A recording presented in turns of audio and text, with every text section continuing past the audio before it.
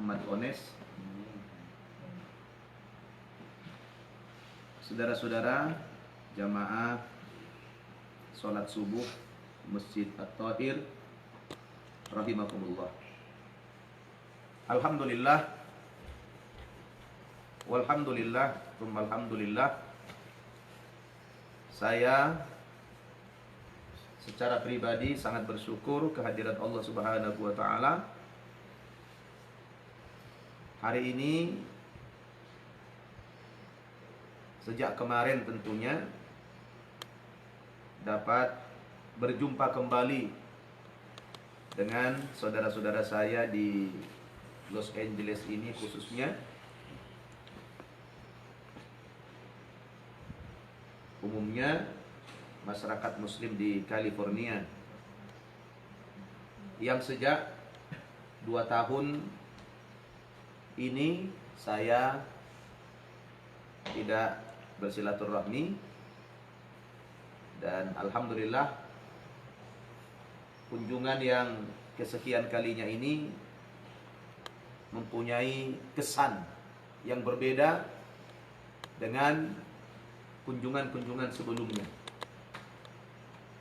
Salah satu kesan yang sangat berbeda itu adalah hari ini saya berada di Masjid At-Tahir yang sebelumnya belum pernah terbayangkan bagi saya kalau berkunjung ke LA akan bermalam di masjid. Subhanallah, ini adalah kesan yang sangat mendalam,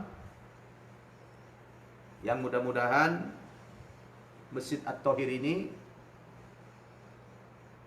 dijadikan sebagai masjid yang berkah, amin, yang memantulkan cahaya Islam. Amin.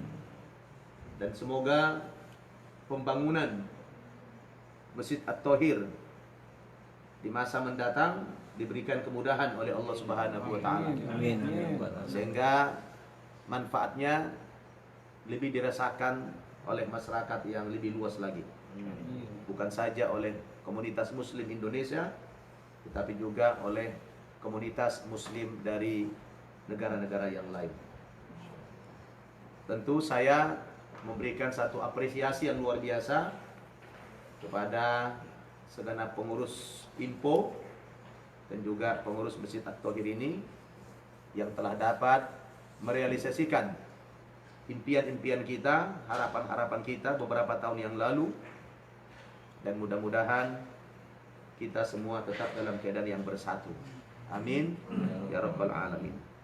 Salawat dan salam mari sama-sama kita sampaikan kepada junjungan kita Nabi Muhammad sallallahu alaihi wasallam, juga kepada keluarganya, sahabat-sahabatnya, dan para pengikutnya.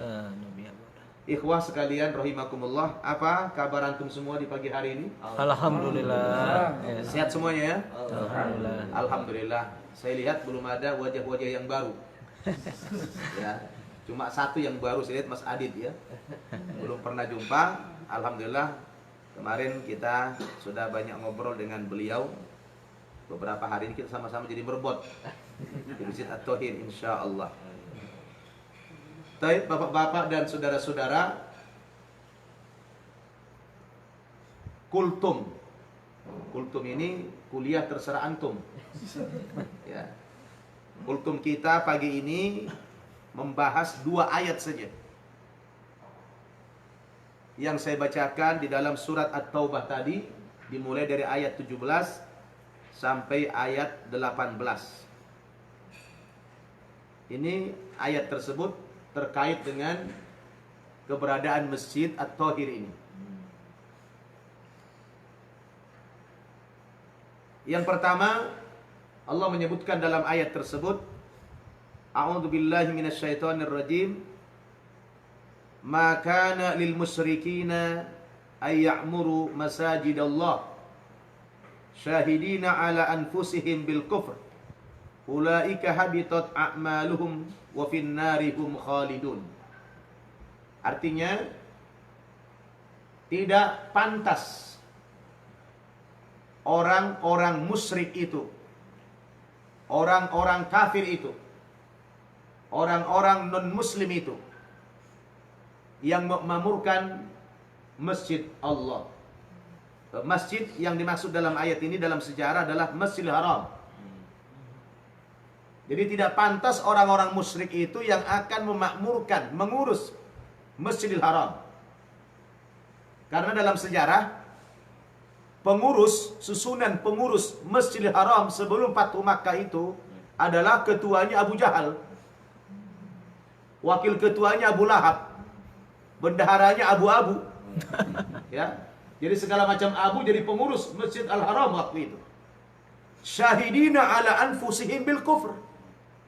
Sementara mereka mempersaksikan dirinya bahwa mereka adalah kalangan orang-orang kafir. Ini ayat sangat tegas sekali. Karena memang dalam sejarah itu sebelum Fathu Makkah yang mengelola, yang mengurusi Masjidil Haram itu adalah orang kafir, orang musyrik. Semua pengurusnya orang musyrik. Maka Allah tegaskan tidak pantas mereka yang mengelola masjid itu. Nah ini At-Tahir masih baina-baina ini. Karena simbol apanya masih ada. Iya kan? Salah-salah orang Kristen hari Minggu datang sini ya enggak? Nah. Jadi ini apa namanya? Untungnya orang di sini juga Kristennya sudah bubar gitu kan? Artinya boro-boro akan merebut kembali. Malah yang sudah ada dijualin sama mereka, ya kan? Artinya ini mengulangi sejarah kembali, mengingatkan kita tidak pantas orang-orang musyrik itu yang akan mengelola masjid itu. Walaupun Al-Quran berbicara tentang Al-Haram, tetapi secara umum adalah bicara masjid di mana saja. Tidak boleh pengurus masjid itu orang kafir, orang musyrik, tidak boleh. Kenapa? Tidak ada faedahnya. Ulaika habitat a'maluhum. Jadi kata Allah, mereka itulah orang-orang yang sia-sia amalnya. Jadi mereka tidak ada nilai apa-apa di dalam beramal, memakmurkan, mengelola, mengurusi Masjid Al-Haram itu mereka nggak dapat pahala. Wa finnarihum khalidun, dan di neraka nanti mereka kekal selamanya kata Allah Subhanahu wa taala. Lalu pertanyaannya, siapa yang pantas mengelola, mengurus masjid-masjid itu? Ayat selanjutnya kata Allah, innama ya'muru masajidallahi man amana billahi wal yaumil akhir. Sesungguhnya yang paling pantas mengelola, mengurus, membangun, memelihara, memakmurkan masjid-masjid Allah Subhanahu wa taala itu adalah orang-orang yang beriman kepada Allah dan beriman kepada hari akhirat. Kemudian wa aqamas shalah. Nah, ingat ini pahami. Kalau tidak sholat jangan pengurus. Nah, ini ingat ini. Ya Pak Ustaz Farhad ya, Pak Haji Farhad. Kalau tak sholat, tidak boleh mengurus masjid. Wa aqamas shalah. Jadi bikin dulu struktur kepengurusan itu, utamakan orang-orang yang sholat dulu semuanya. Ya, wa aqamas shalah. Silakan kita bicara iman, semua mengklaim beriman. Oh, saya beriman kepada Allah, beriman kepada hari akhirat. Urutan selanjutnya apa? Wa aqamas shalah. Dia mendirikan salat. Mendirikan salat di sini bukan asal salat, tapi yang bersangkutan masuk kategori memakmurkan, disiplin dalam salat yang 5 waktu. Kalaupun dia tidak bisa, yang penting tidak bisa 5 waktu berjamaah di sini karena memang kerja. Yang minimal apa? Salat apa? Subuh. Kalau subuh kan tidak ada alasan. Nah, salat subuh itu dulu yang jadi pemakmur masjid itu, pengelola, pengurus itu yang masuk. Wa ataz zakah, dan juga orang yang membayar zakat. Kalau bakhil jangan pengurus. Wah, mundur aja dulu, mundur. Ya kan? Siapa lagi? Walam yakhshallah walam yakhsha illallah. Dan juga bukan orang yang pengecut. Tidak takut kecuali hanya kepada Allah. Jadi kalau penakut-penakut nomor sekian dulu, ya gitu kan. Urutannya ada itu. Ya kan? Jadi orang yang pantas jadi pengurus siapa tadi? Beriman kepada Allah, beriman kepada hari akhirat, kemudian mendirikan sholat dia, membayar zakat dia, kemudian apa lagi? Walam yakhsha illallah. Dan dia tidak takut kecuali hanya kepada Allah artinya tidak bermental pengecut, dia pemberani, suja, gitu kan? Ulaika ayyakunu minal muhtadin. Mereka-mereka yang disebutkan kelompok-kelompok golongan-golongan yang tadi itulah yang akan mendapatkan petunjuk dari Allah Subhanahu wa taala. Nah, saya ingin memberikan satu trik-trik bagaimana kita bisa mengelola masjid ini sehingga masjid ini makmur. Ya.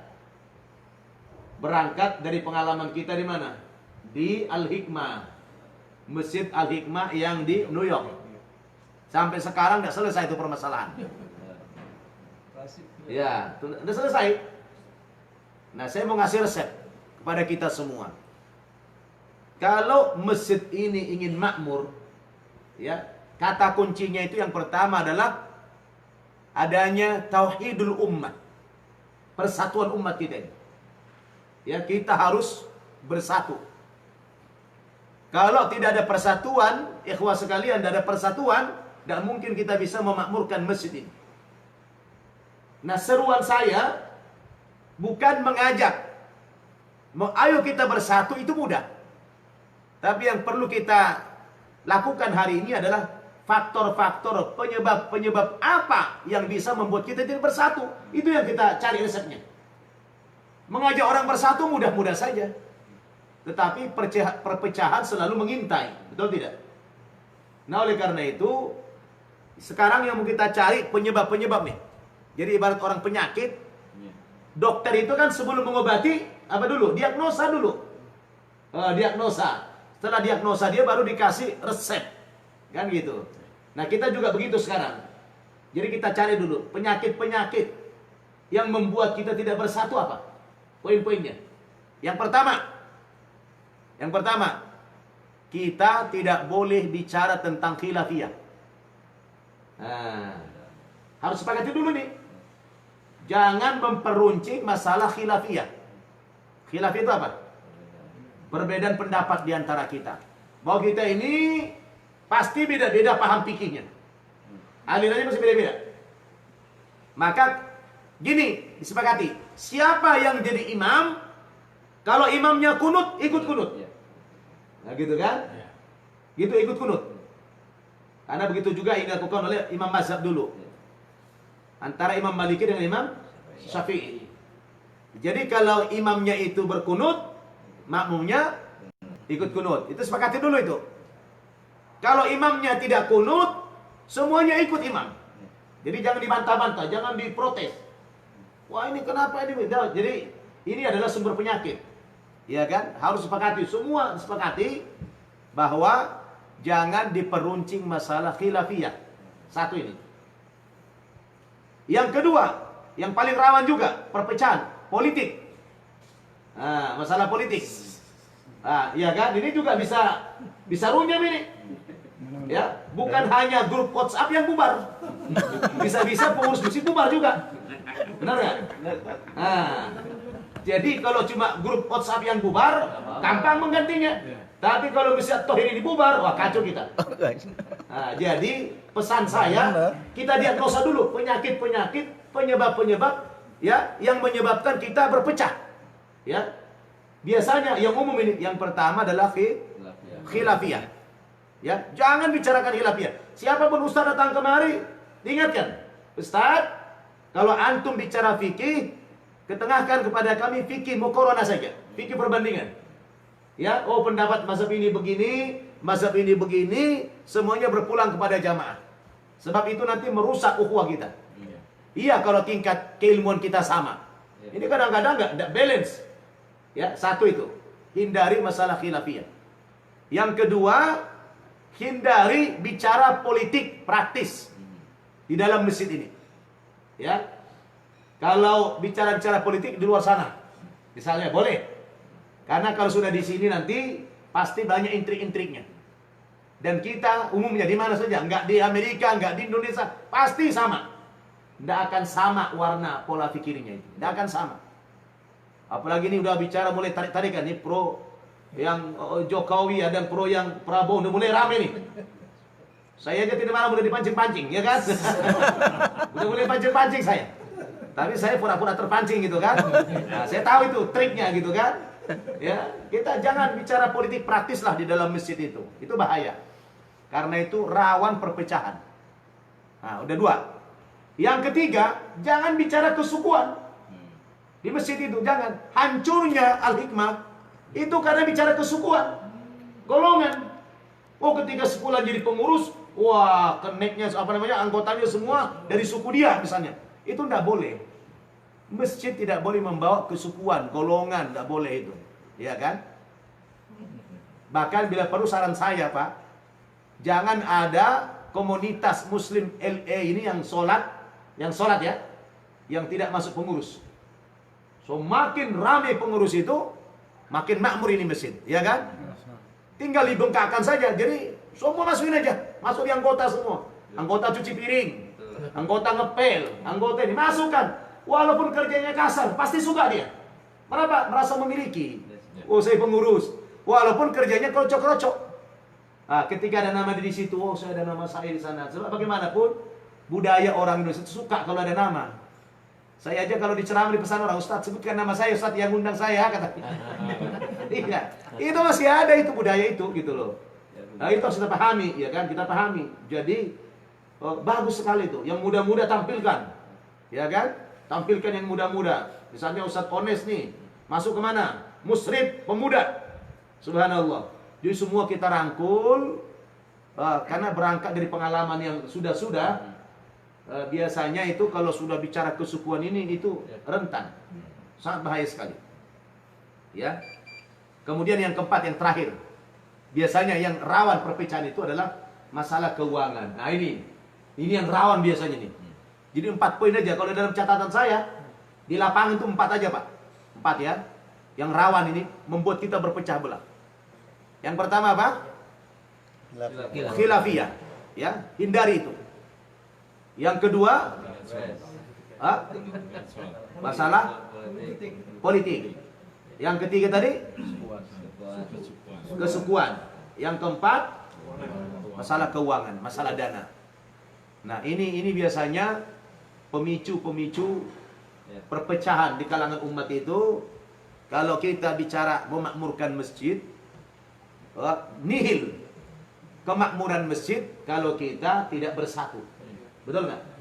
Mustahil kita bisa memakmurkan Masjid At-Thahir ini kalau kita tidak bersatu. Jadi kata kuncinya di persatuan dulu, ukhuwah dulu, ya, tauhidul ummah.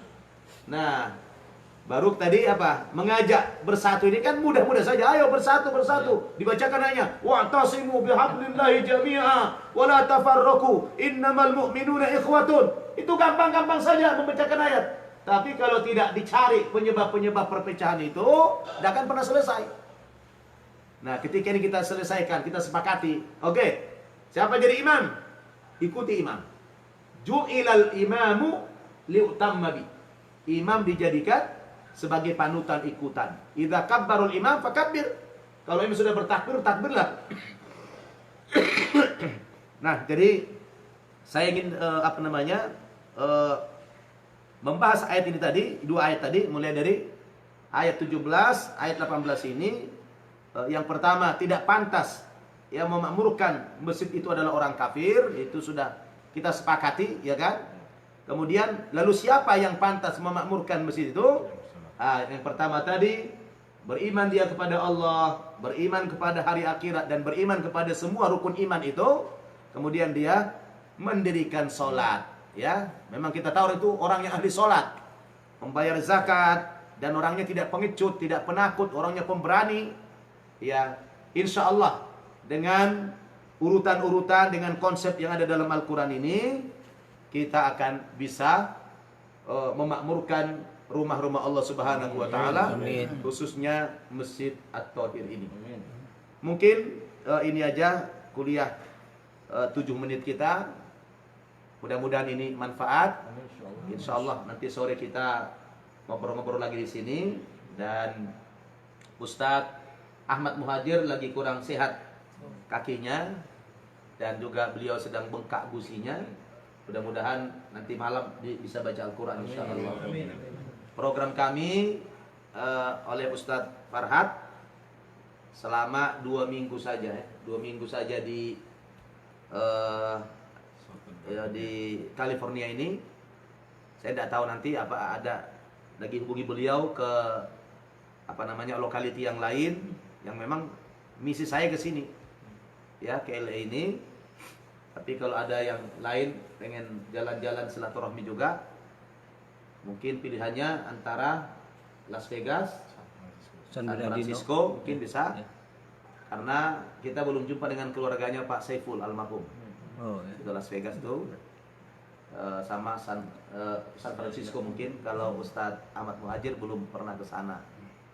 Ala kulli hal, saya pribadi sangat bangga dan bersyukur kepada Allah dengan kehadiran Masjid At-Thohir yang sudah lama kita impikan ini.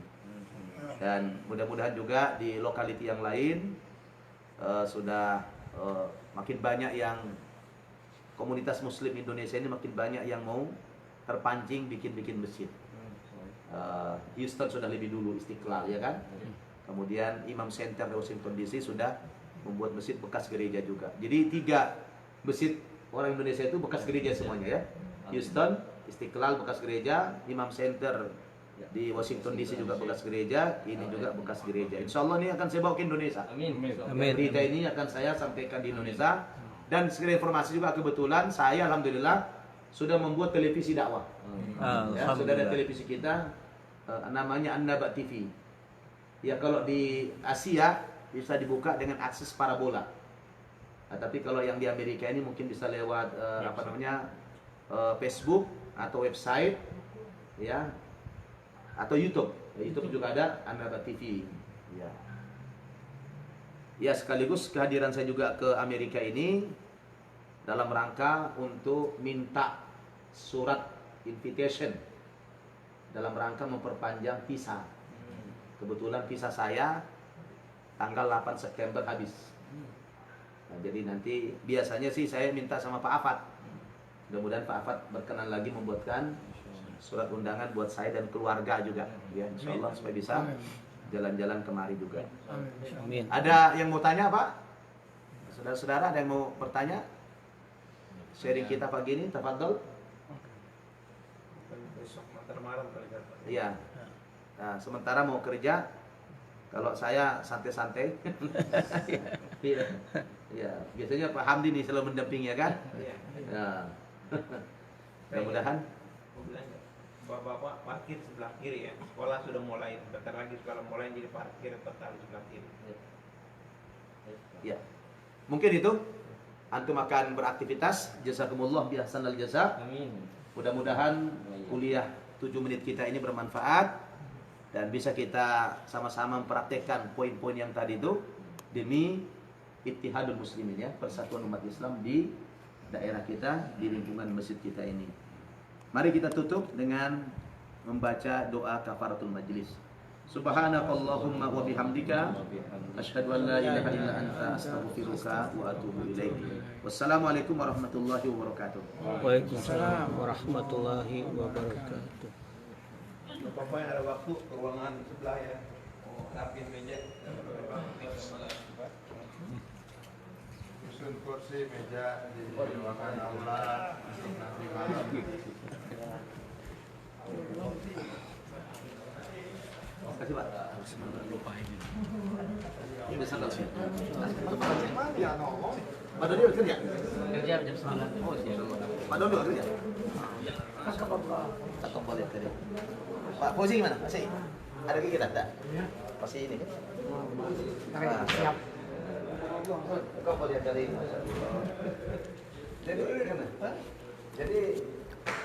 jadi apa saya sering-sering ke apa sekarang ini? Auzubillahi minasyaitonirrajim. Bismillahirrahmanirrahim. Semoga bermanfaat. Alhamdulillah Pak Nababan dan Bapak Ustadz Muhammad. Jadi dah. Jadi dah seorang. Sudah marga suka. Matiin sih.